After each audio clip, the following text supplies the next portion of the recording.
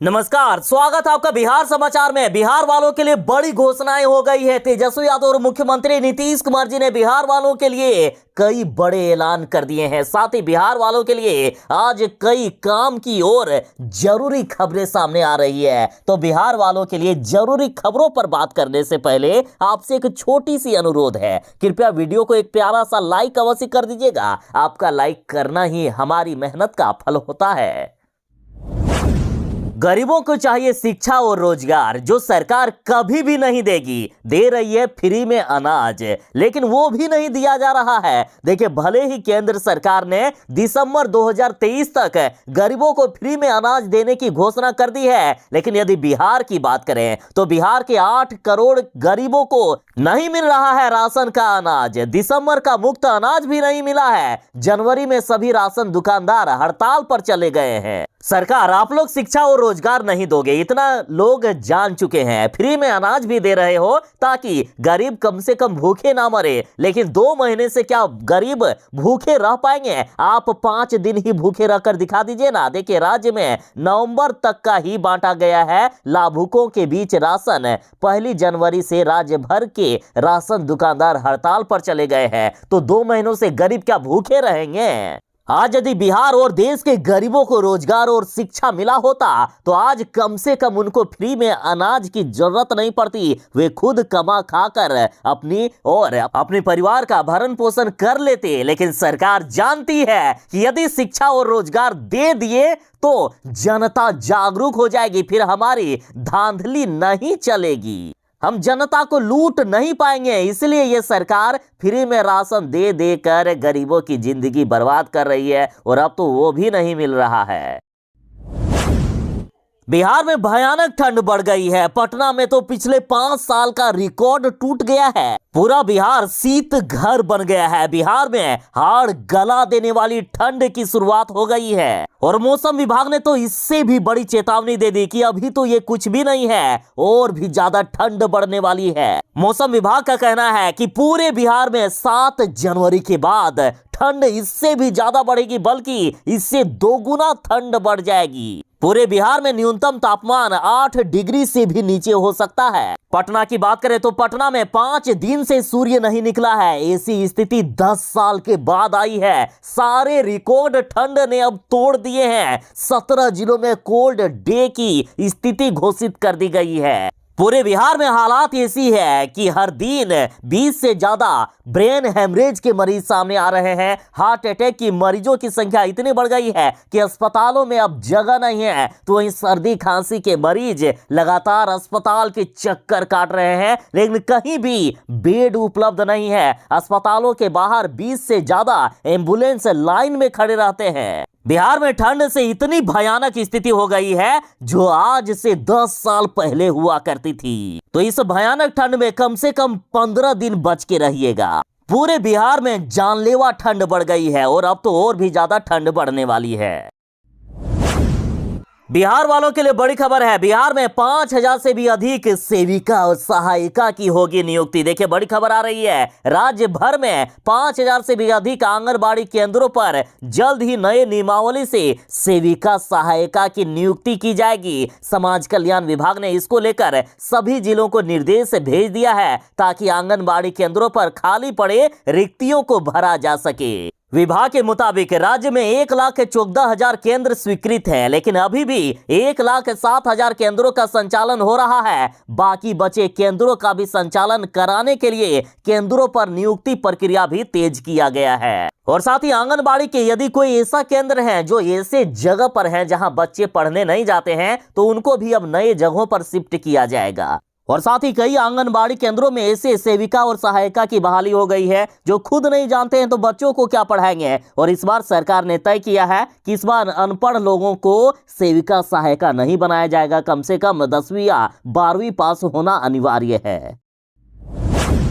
बिहार में भयानक से भी भयानक ठंड पड़ी हुई है। हाड़ गला देने वाली ठंड है। बिहार में शीतलहर जैसे हालात हैं, और बिहार में 10वीं तक के स्कूल तो बंद कर ही दिए गए हैं। और अब कड़ाके की ठंड में अगले आदेश तक सभी आंगनबाड़ी केंद्र भी बंद कर दिए गए।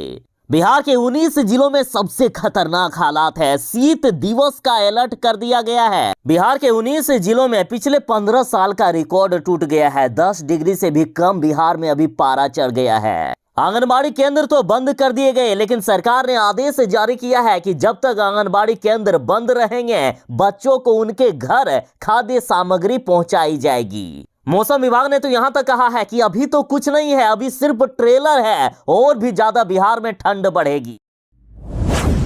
बिहार के मजदूरों के लिए बड़ी खबर है। बिहार के 1,84,00,000 मनरेगा मजदूरों का रद्द हो सकता है जॉब कार्ड। और देखा जाए तो इसमें मजदूरों की भी गलती नहीं है। बिहार में मनरेगा मजदूरों को भी समय पर वेतन नहीं दिया जाता है, उनको मजदूरी नहीं दी जाती है, तो आखिर कैसे रहेंगे वे बिहार में? उनके बाल बच्चे क्या खाएंगे? इसलिए वे दूसरे राज्य चले जाते हैं काम करने के लिए। देखिए, बिहार में 1,84,00,000 से भी अधिक मनरेगा मजदूरों का आने वाले दिनों में भुगतान बंद हो सकता है। ये ऐसे मजदूर हैं जिनका जॉब कार्ड तो बना है, लेकिन उनके पास आधार कार्ड ही नहीं है। और इसमें सबसे अधिक मजदूर ऐसे हैं जो राज्य के बाहर रोजगार के लिए चले गए हैं, या फिर मनरेगा में पिछले 3 सालों से सक्रिय नहीं है। मनरेगा के तहत बनाए गए जॉब कार्ड को आधार लिंक करना अनिवार्य कर दिया गया है। और इसके बाद यह तथ्य सामने आया कि फिलहाल जॉब कार्ड को आधार से लिंक करने में तेजी से काम हो रहा है, लेकिन इसकी गाइडलाइन 26 जनवरी तक ही है। 26 जनवरी तक ही लास्ट डेट रखा गया है। समय रहते यदि मजदूरों ने जॉब कार्ड आधार से लिंक नहीं किए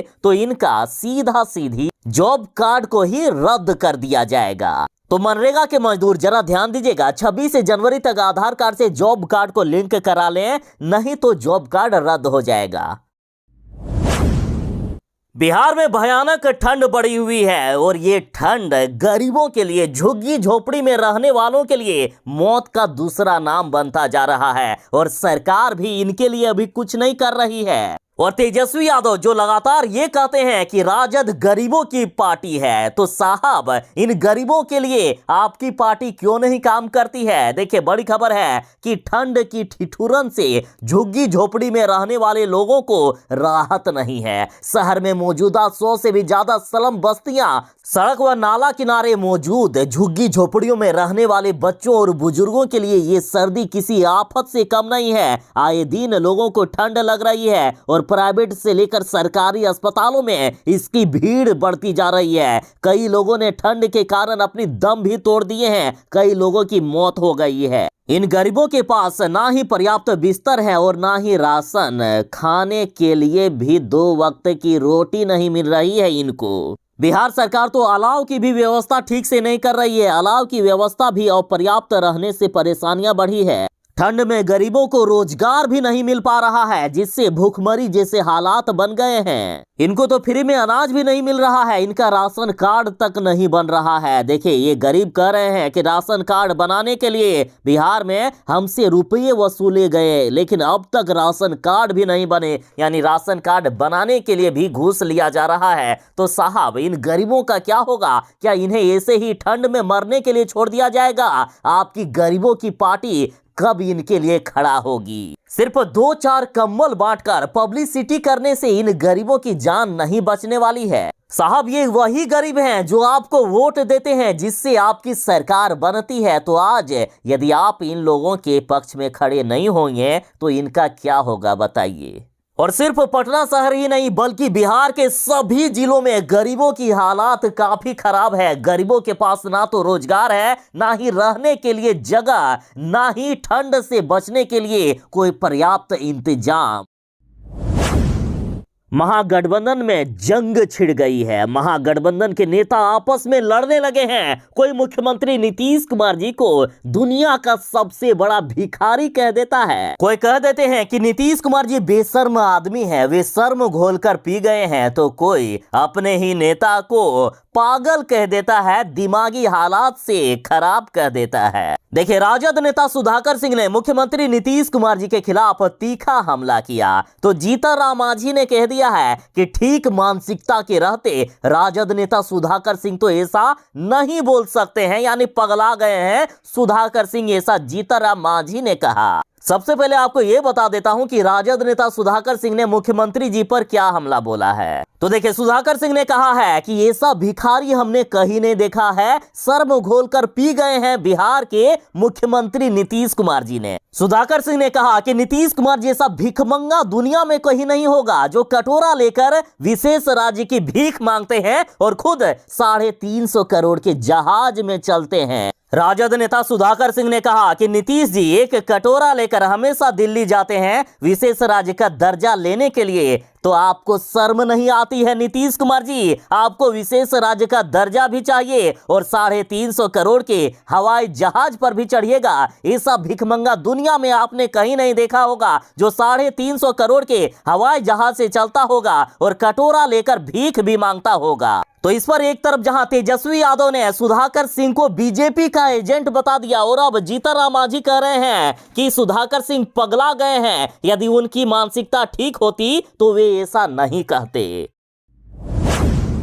बिहार के गरीबों के लिए सरकार ने बड़ा ऐलान कर दिया है। मुख्यमंत्री डिजिटल हेल्थ योजना पर काम शुरू होगा। बिहार के वैसे गरीब परिवार जो पैसे के अभाव में गंभीर बीमारियों का इलाज नहीं करवा पाते हैं, उनके लिए बड़ी खबर है। यदि आपके पास राशन कार्ड है तो बिहार सरकार अपने पैसे से फ्री में इलाज करवाएगी। प्रधानमंत्री जन आरोग्य योजना की तरह ही जल्द ही बिहार में मुख्यमंत्री डिजिटल हेल्थ योजना पर काम आरंभ होगा और इस योजना पर करीब 300 करोड़ रुपए बिहार सरकार खर्च करेगी। यानी जिस तरह से प्रधानमंत्री जन आरोग्य योजना में 5 लाख रुपए का सालाना फ्री में इलाज प्रति परिवार दिया जाता है, उसी तरह से बिहार सरकार भी अब मुख्यमंत्री डिजिटल हेल्थ योजना के तहत प्रति परिवार 5 लाख रुपए का सालाना इलाज फ्री में करवाएगी। और इस योजना का लाभ ये होगा कि तुरंत ही बिहार के लोगों को इलाज मुहैया करवाया जाएगा। बिहार के सभी अस्पतालों में ये सुविधा होगी।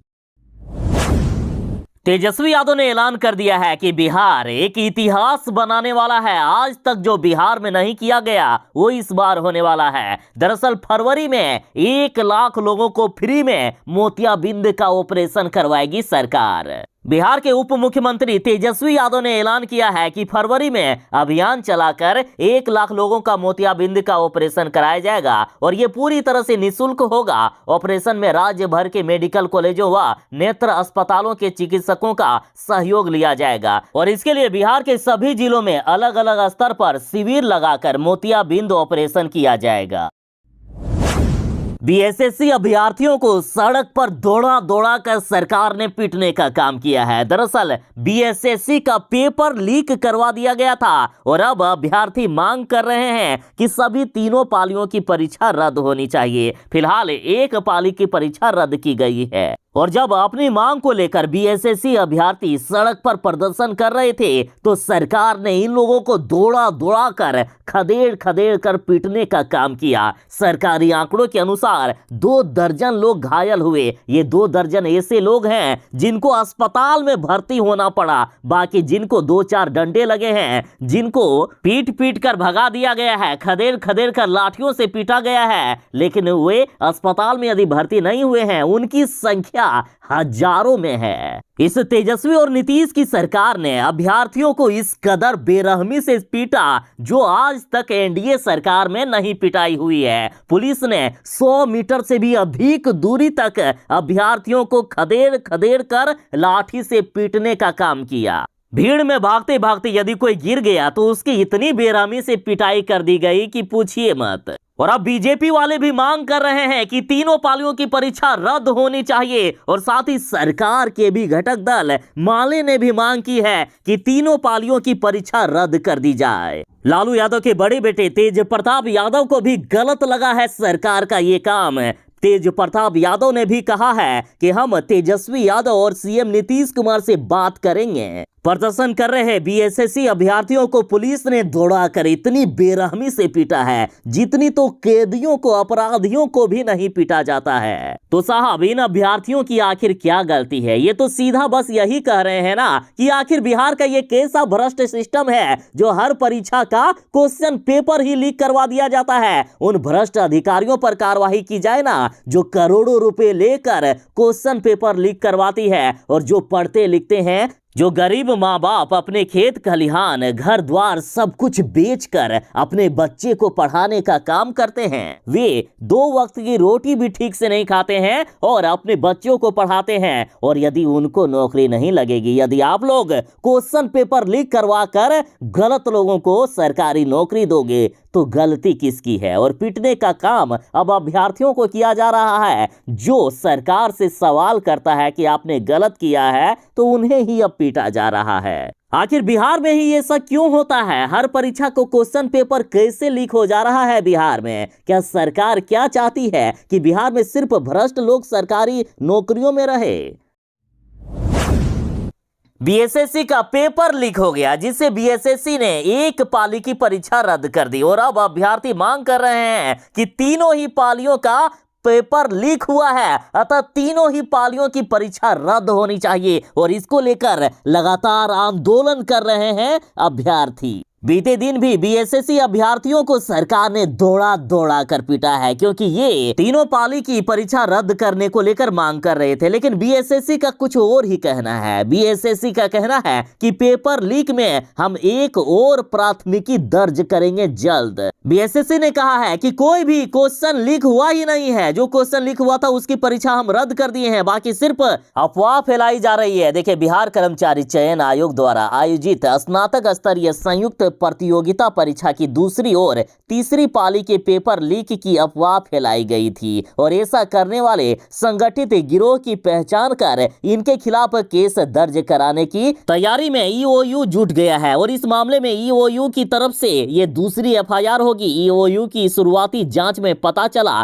कि दानापुर के बीएस कॉलेज में तीसरी चरण यानी 24 दिसंबर की परीक्षा समाप्त होते ही दोपहर को 12:15 बजे के बाद पेपर वायरल कर दिया गया और इस केंद्र से किसी अभ्यर्थी ने फोटो खींचकर 1:15 बजे दोस्त को भेज दिया, जहां से ये वायरल हो गया। इसके बाद ये कई छात्रों मीडिया के बीच भी चला गया। ये बात सामने आई कि इस गलत तरीके से प्रचारित करते हुए अफवाह फैलाई गई है और परीक्षा को रद्द करने को लेकर हंगामा शुरू हो गया है और इस मामले में सुनियोजित साजिश भी सामने आ रही है। बता दें कि 23 दिसंबर की पहली पाली की परीक्षा का क्वेश्चन पेपर लीक हुआ था, जिसकी परीक्षा रद्द कर दी गई है। लेकिन बाकी जो 2 पालियों के लिए परीक्षा रद्द करने की मांग हो रही है, तो बीएसएससी का कहना है कि ये सिर्फ और सिर्फ अफवाह फैलाई जा रही है और जिन लोगों ने अफवाह फैलाया है उन सभी पर कार्रवाई की जाएगी।